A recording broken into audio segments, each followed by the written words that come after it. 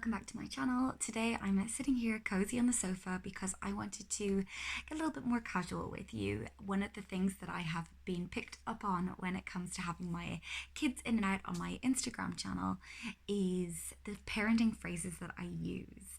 And some of you are looking for some more ideas in terms of how you can gently parent your kids when it comes to discipline, to safety, to maybe reassurance, and helping your little ones to become confident, independent individuals in the world.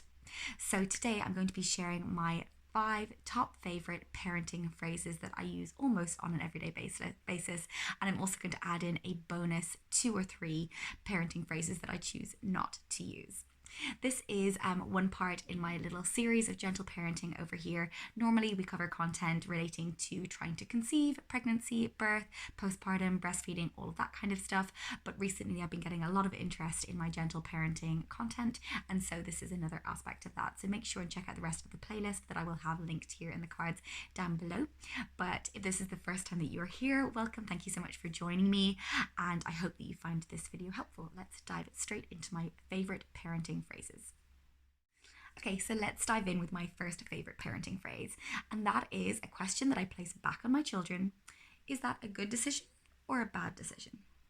And the reason that we use this so frequently, as opposed to calling our child a bold girl or a bad boy or whatever it might be, is because I truly believe that our children are inherently good. They want to do good, they want to please, they want to do their best. And so in us leaning into that, what we can do is we can put that question back on them. So whenever they are doing, for instance, this morning, perfect example, Atticus was playing with Play-Doh. He was getting so engrossed, he wanted to squish it, squelch it, roll it, and as an extension of that play and that learning to see what would happen, he was sprinkling Play-Doh all around the table. Straight away, maybe if I didn't have the patience in that moment, or I was otherwise occupied, I would maybe shout from the far side of the room like, hey, what are you doing? That's like so annoying for me to clean up, and we've only just tidied the kitchen, and it would really frustrate me. However, in knowing that he didn't do that because he was trying to be bold, placing the question back on him. So for instance, saying to him, hey, it looks like you're having a really nice time playing with Play-Doh. I see you've sprinkled it all around the table. Do you think that that was a good decision or a bad decision? And it would cause him to sit back, to have a little think about it, and maybe take a moment to go, okay, maybe that wasn't a great decision to do. So children make good and bad decisions, but they are not inherently good or bad. So placing the question back on your child makes them think, and it adds that other nice little layer when it comes to how we discipline our children and create those really clear, concise boundaries for them. So the next parenting phrase that we use is not an everyday occurrence. And this is when it comes to setting a really nice example for how we do apologies. In our family, we are not so into forced apologies, but hugely into example setting. So in this case, if I maybe was being snappy and I snapped at my husband, or I dropped something of the kids on the floor, or maybe I broke up a puzzle that they were still playing with, I would always set a really good example in terms of how I would like them to apologize and show that empathy down the line. So I would come over to them and I would apologize outright. I would say, I'm so sorry for breaking your puzzle. I didn't realize that you weren't finished playing with it yet. And then what I would add in there is what I'm going to do next time. So because this is something that I like to hear as an adult. So next time I'll check in with you before I put that puzzle away. So I'm setting a really clear example of how we can be empathetic and apologetic when it comes to our behaviors and taking ownership over them. There is nothing wrong with apologizing to your child. It feels really weird the first time round, but actually it's something that is hugely, hugely beneficial in terms of then us setting the example for how we want them to behave moving forward. So the next one is actually really rather serious, and that comes to consent and body safety. And this is something that doesn't have to be addressed in this big, scary way. We don't need specialist books to tell us how to do this. We can start with the basics and just asking our child. Maybe you're helping them go to the bathroom, and you can say, hey, is it okay if I help you pull down your pants now so you can do your wee? Or so you can climb to the potty? Is it okay if I help you to do up your jumper? Is it okay if I help take your socks off? So you're checking in with them all the time. So you're helping them get that sense of bodily autonomy, but also that sense of consent. Another great example that we use very frequently is in rough play. We do lots of like rough housing with our boys. They absolutely love it. I feel like it really helps them to not only gain a sense of awareness of their bodies, but also to kind of get their energy out, and it's really, really lovely. So when we're doing that, when we're wrestling with the kids, we always practice no means no. So you're adding in that other little layer and that other little lesson of consent there. So for instance, if Atticus says no, stop when we're playing, we all stop immediately. So as a result, what he's seeing is that if somebody says no, whether he's out playing in the schoolyard or it's later on with a partner, a sexual partner down the line, an intimate partner, he knows that no means no, and it's a really great thing for them to learn moving forward. And you can always add in that other little layer there, and you can say that like, hey, you know, when we're playing, these parts are private parts, and that these are for you and only you, and for you and only you, or if your parent is going to help you, and then you can name your parents or your guardians, and you can name who your safe people are. So whether that includes your doctor, whether that includes maybe granny, you can add those other layers and opportunities for learning as you were playing. So furthermore to that conversation around consent and asking permission, is it okay if? We also can talk about this with regards to pushing, shoving, being physical, whether it's in the playground or with their siblings. And when it comes to this, I always come back to that one phrase, that one sentence that I love, starting with positivity. I love you, but I can't let you touch your brother like that. That is not your body. So you can use this in a different way. You can say, I love you, but that's not your body. I can't let you touch him like that. So it makes them take pause. It makes them take ownership over their body, over the ownership over how they are moving their body in the space when there's other children around.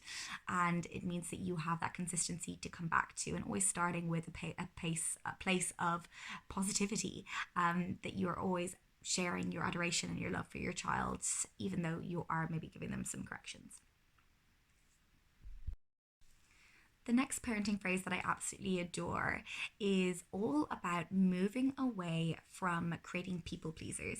And I know as a people pleaser myself, this is something that I really did not want for my children, because it is tiring, it is draining, it is not helpful for me as a mother, as a parent, in my family, in my friendship circle. So I did not want that for my kids.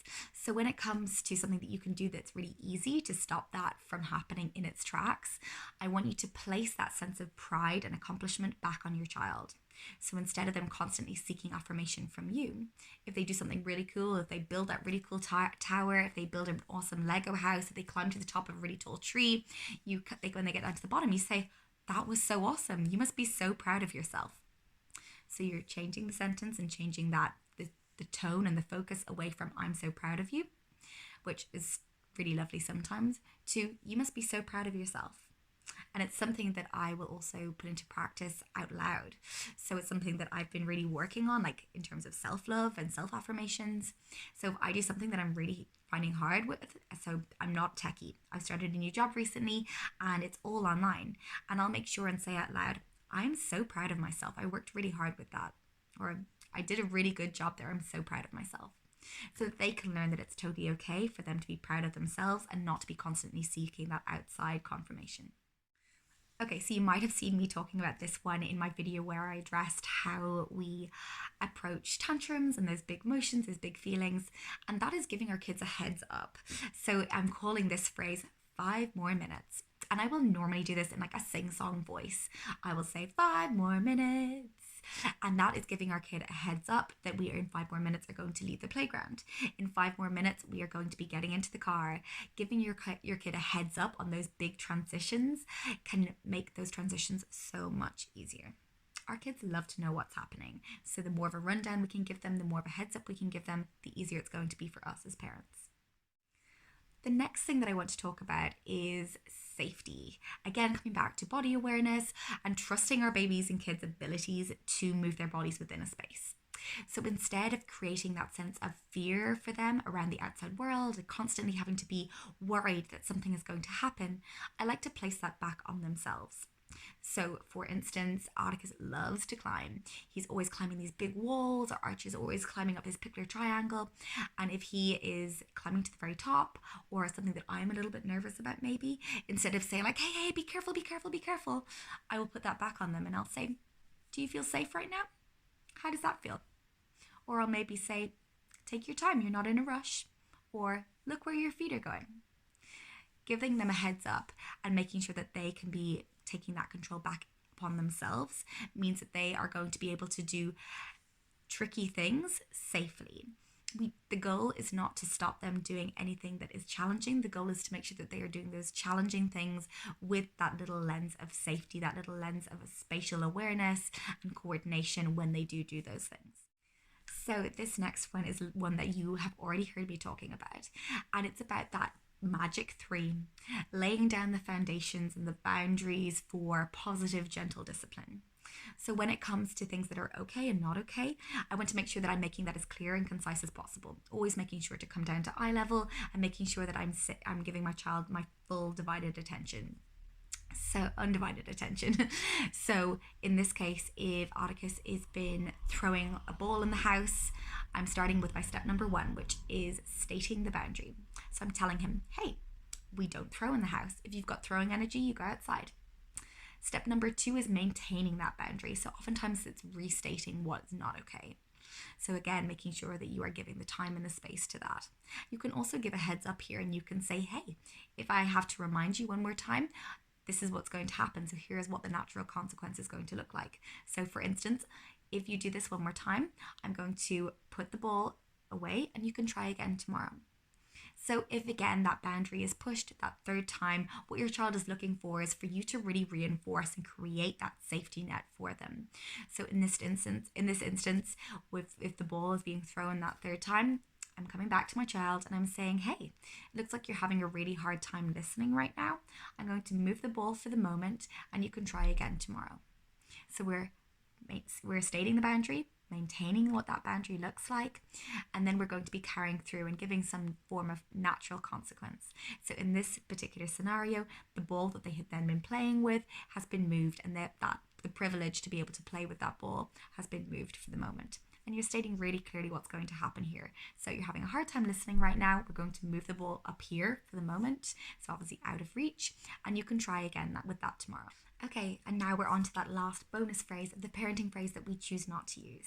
And this is something that we are all guilty of, and I have certainly used it in the past, and it's something that I've worked very hard to try and paraphrase and create a new way of doing things. And that is upon those big transitions that make parenting so hard.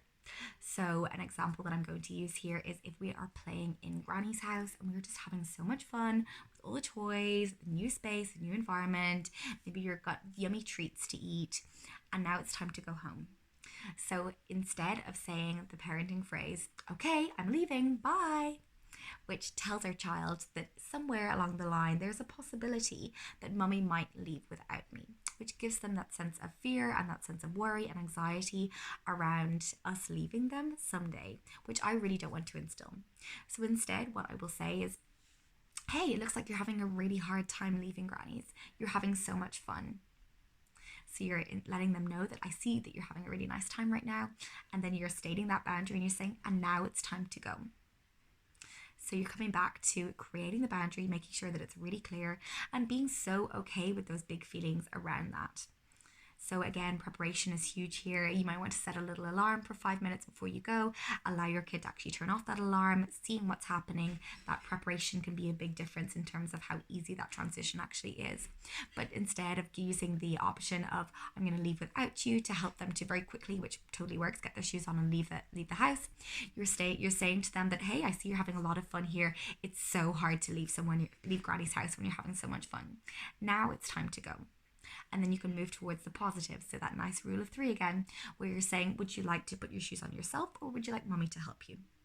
And restating that boundary and sticking with it will make sure that those transitions moving forward will be so much easier. I would love to hear what your parenting phrases are that you love and use on an everyday basis down below in the comments section, and I will meet you over there. I'll see you in the next video.